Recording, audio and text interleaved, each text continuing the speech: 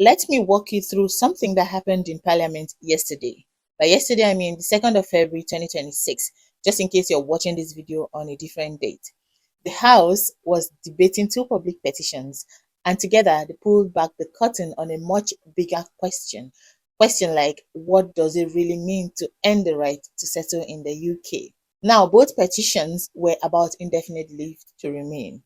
That is the point where someone who's been living in the UK or working here legally can apply for permanent residence. Right now, for many routes, that happens after 5 years.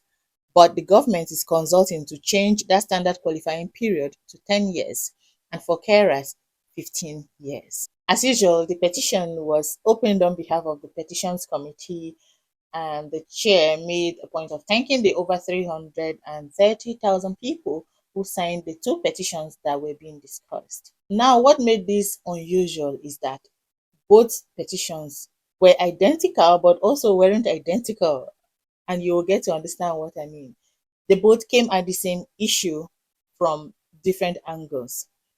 While one is saying scrap the 10-year standard qualifying period altogether, the other one is saying retain the 5-year qualifying period, but restrict access to benefit for those who qualify for settlement. Do you see the angles they are both coming from? Because if you listen to the very end, where the minister was giving his own argument about why these proposals need to be passed to law, one of the major reasons he kept saying again and again is, oh, this number of people who are going to end settlements are going to put a strain on housing, they're going to put a strain on this and that, and all falls back to public funds. And that is why these petitioners are saying keep the 5-year qualifying period. If the problem is benefit, restrict us having access to those benefits, but let us have the settlement that was promised. Now, the member who actually opened this debate, he started by actually sharing a personal story about his mom who came from the Philippines in the 70s. Yeah, in the 70s on work visa. She worked in hospitals in London, and after a while, she earned the ILR, and she was commended for being a good carer, and she even took care of somebody from the House of Lords, all of that. And that kind of set the tone for the rest of the debate for that day. Because she not only got her ILR, she also went on to become a British citizen. The rest of the MPs could actually relate to his story and the story of every other constituent that has written to them. So, like I said, it set the tone for the rest of the debate, as we are going to hear going forward. During this opening remark, the MP did mention that after Brexit, recruitment from the EU dropped sharply by 2021. That was the reason social care was added to the shortage occupation list, and that now opened the door for migrants from other parts of the world to come in. Let's also know that during COVID was mostly like 2020 and still spilled into 2021 at some point. But during COVID, most countries were in need of care workers as well. So don't forget that. And when this route opened, people came in here to fill those roles. They came in with families. Their kids have gone to school. And they did all of these because the rules said after 5 years, you would settle in the UK. Now, the concern wasn't just about changing the policy as a whole. It was more of these policies you're changing. Are they also going to affect people that are here?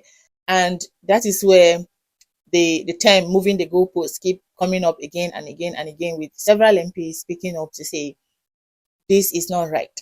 You cannot change the contract mid-term, and they kept bringing up the word fairness. Another major thread during this debate was about retrospective legislation. And one minister rightly said that in the past, when laws were applied retrospectively, it's usually in the context of serious crimes or wrongdoings. That is when retrospective legislation was used. But these people are here, not committed any crime, working legally, paying taxes, and doing what the law said they should do. So why then the retrospective legislation? Someone even mentioned that some people are just like months, weeks away from any settlement. And from all indications, it seems these proposals are going to come into force around April 2026. From all indications, I'm not saying that is what has been announced. So there are some people that could qualify for this settlement in April. And from what I heard yesterday, it's possible that even if you're in the process of applying for your settlement, when these rules come into force, the rules will still apply to you as long as your application has not been approved. I heard someone say it yesterday. On the flip side, what this debate really taught me was that if you remember the previous debate, that was the BNOs versus other immigrants, you could see that almost all the ministers leaned towards the BNOs. They supported them, and at some point, when the proposals came up, you could see that the BNOs were exempt from these changes. And so far, all the MPs surprisingly stood for the immigrants, saying, do not change these laws retrospectively. It is not fair. It is not what British stands for. The British are known for keeping their word. Their word is their bond. Do not do this. One member even said if the government go ahead to implement this, that she is going to vote against the government, because that is not who they are. That is not part of the Labour government's manifesto, if I'm making any sense. So it was seriously heated yesterday. In fact, I think it was even more intense than the previous debate that was the BNO versus other immigrants. So applying these rules retrospectively, as they said, could even make most skilled immigrants to leave the UK and go to other parts of the world. I'll mention the countries that came into context during the debate shortly. Another big theme on the debate was the end settlement itself. Remember, the proposal said you could shorten your pathway to settlement if you do certain things. If your contributions is enough in taxes, your contribution, and maybe as volunteer, or you're doing community service and all of that. So one MP then said, why is their job not enough contribution? These people work 12-hour shifts, caring for the elderly and paying taxes with the wages they are paid. And the employee does not have a right to increase its own wages. It is the employers that increase the wages. So why is their job not enough contribution to lower the number of years they have to stay to end settlement? So the MP said, even if, yes, it sounds reasonable to say people should contribute more to the country, but their job should be enough contribution to earn them the right to settle in 5 years. Now, remember that some of these carers, depending on your shift pattern, you may never have enough time for yourself or your family or for anything else other than work. Sometimes it could even feel as if you live in your job and you visit your home, but they're asking more from you to like go out there and volunteer. What time do you have? And there are people that have to do extra 20 hours just to make ends meet because the wages are so low.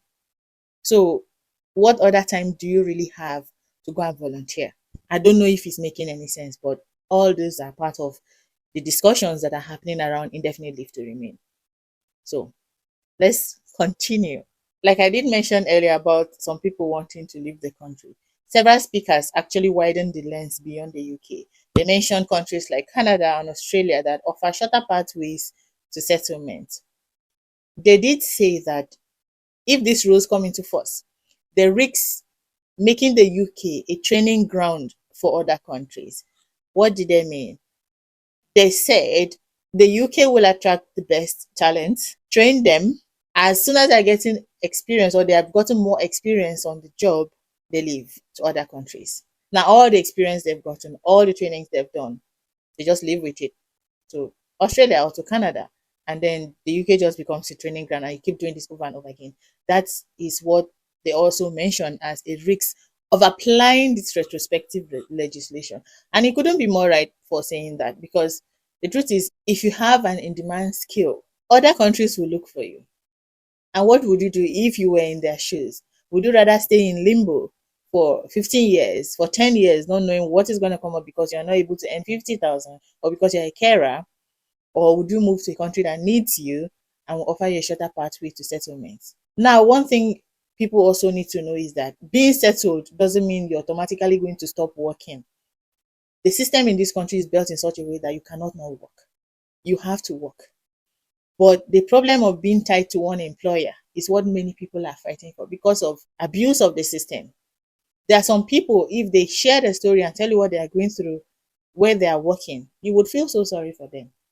Someone once told me sometime last year how she couldn't even phone in sick when she was unwell because the employer would say, if you know what is good for you, you have to come to work, except you want your COS to be withdrawn.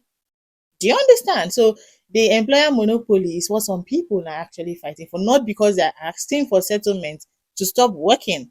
If you don't work, how will you pay your bills? If you don't work, how will you take care of your kids and stuff? So benefit is not what most immigrants are after.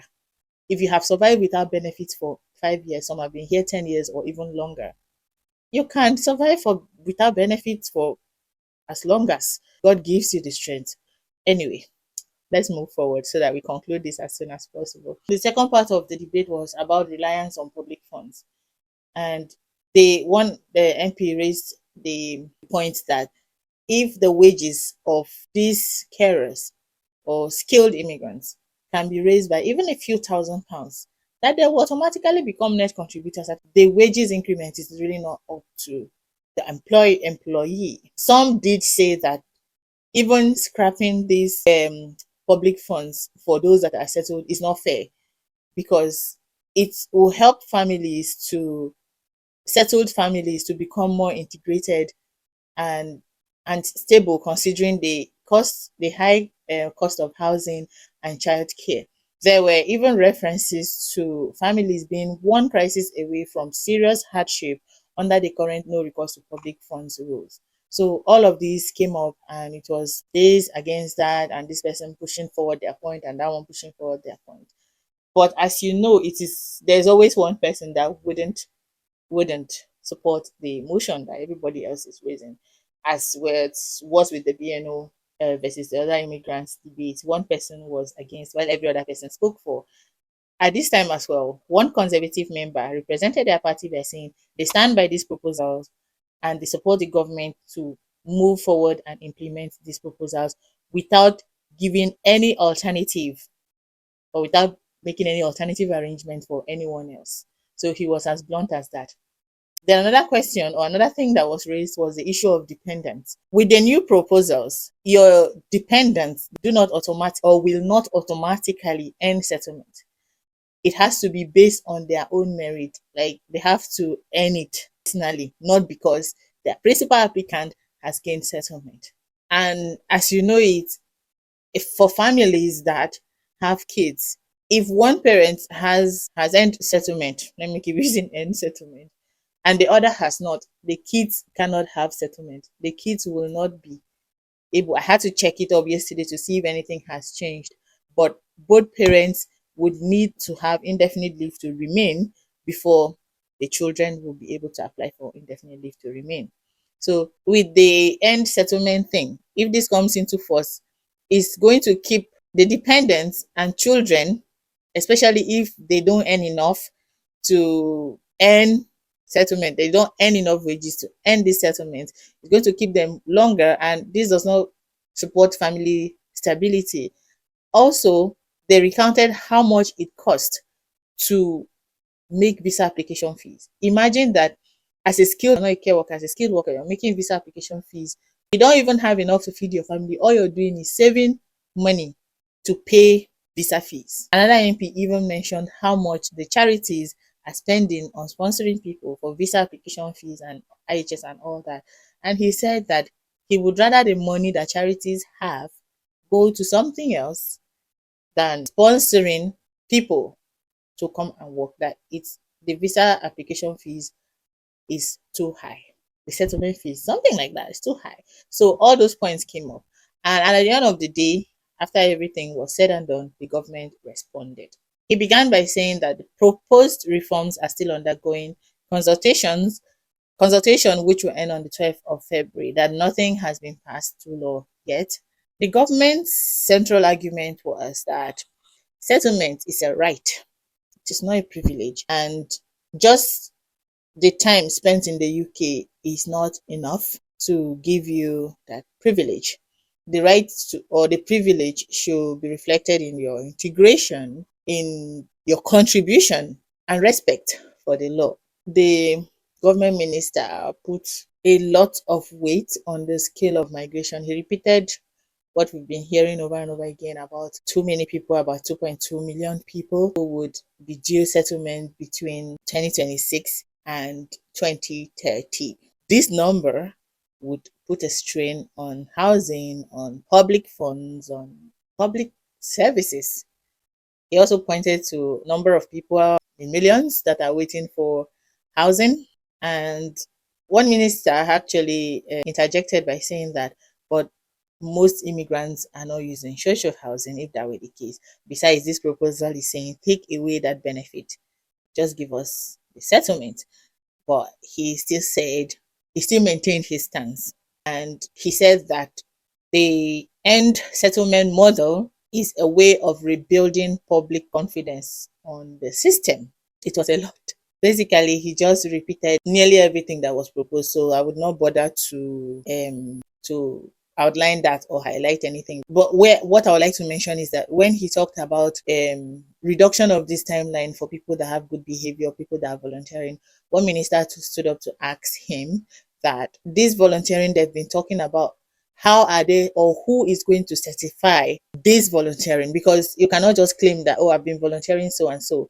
They have to be a body or somebody that certify this volunteering, this volunteering thing that they've been talking about, that the government should come out and explain in clear terms and not using any vague language. Another one, he also asked him if he has the number of immigrants that are going to be switching from having benefits to not having benefits, or moving from social housing to not using social housing. But for almost all the questions he was asked, he said he does not have answer to them, and that in due time, when the rules are passed, most of those questions will be answered. Then he also said the input from the debate yesterday, all the points that were made, will be fed into the consultation that is ongoing. And another minister stood up to encourage every other person that has spoken up about this proposal to also go and fill the public consultation form. That it's not enough for them to debate and say, okay, do not do this without going to fill the form. I'm also encouraging everyone listening to me today that the form is still open until 12th of February. So go and fill the form, because if you do not fill it, the people that support these proposals will definitely do, and you cannot blame anyone if you do not take action. So till we hear from the government again about these proposals, which is likely going to be sometime in April, likely, nobody knows, because this consultation is, they say they are going to take everything into consideration, both what the ministers have said, both what the form will feel, both other stakeholders. We hope for the best, and I will see you in my next video. Did you subscribe? No, go and subscribe. Bye.